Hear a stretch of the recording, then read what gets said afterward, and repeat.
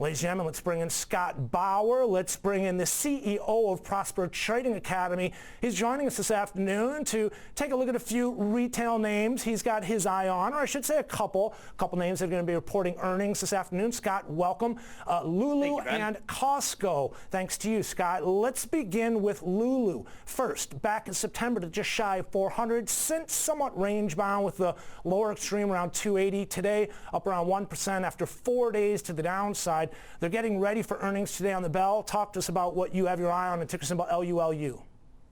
Yeah, and I think the key thing here, Ben, is like you just said, it's been very range bound ever since hitting that 400 area there. We've seen this thing really trade 340 to 390 or so, and it's sitting right in the middle of the channel. And from a technical standpoint, I think it's very difficult to really be bearish or bullish here.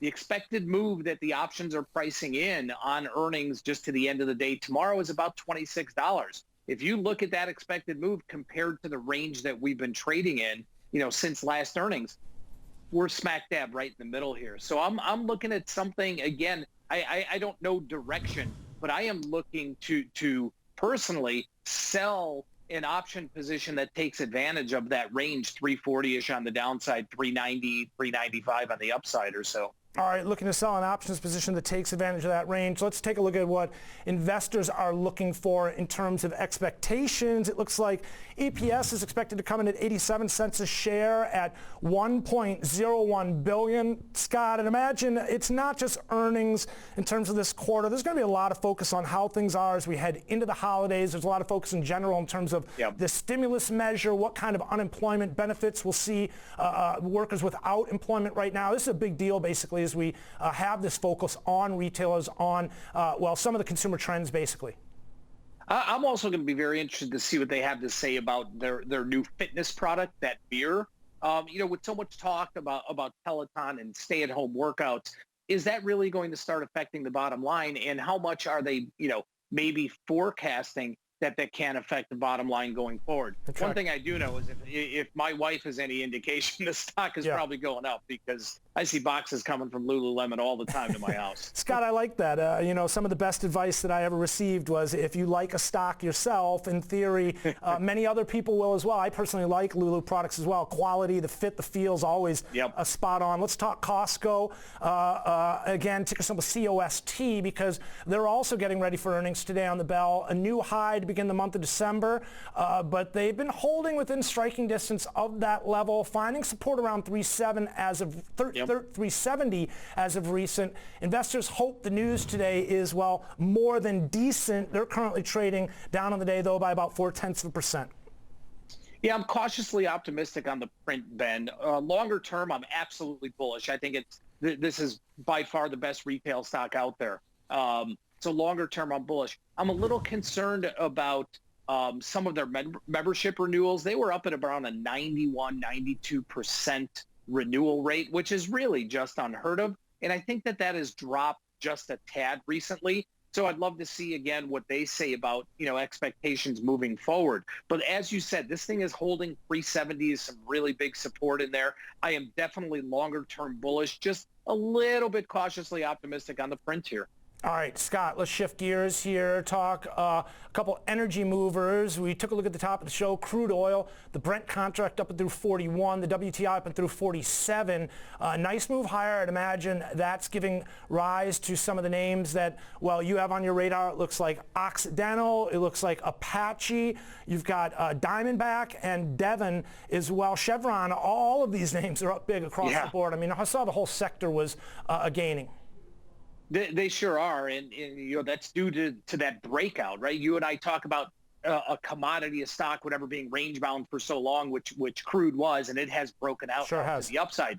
One thing I want to point out: 2 weeks ago today, Ben, you and I talked about Exxon, and Exxon was something that I pointed out that it had not yet broken through its 200-day moving average, as many of its peers had, and I was extremely bullish in Exxon, and sure enough, that broke out. Like many of these stocks that I want to talk about right now. The energy space is hot now after being a dog for so long.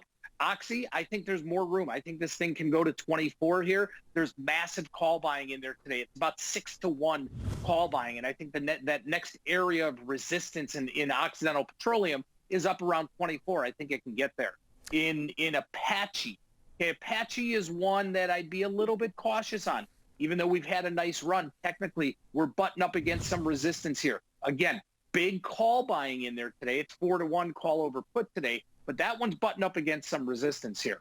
All right, Exxon found support around 30.31, that's for sure. The whole sector, again, bid. We'll continue to watch and see if they can continue to gain momentum here on this recent run-up we've seen in the energy products. I often warn people to be a little careful. These stocks aren't necessarily proxy to the crude and the move, the bid we're seeing there, but certainly a lot of optimism related to a vaccine and expectations that, again, that the economy is going to get back on track here in the near future. Let's talk a little bit about, well, one of those indications thereof, or lack thereof in this case. I mean, the jobless claims, many could argue, was expected to not be great here today, but not necessarily what we want to see in terms of back up above 800,000 on a weekly basis.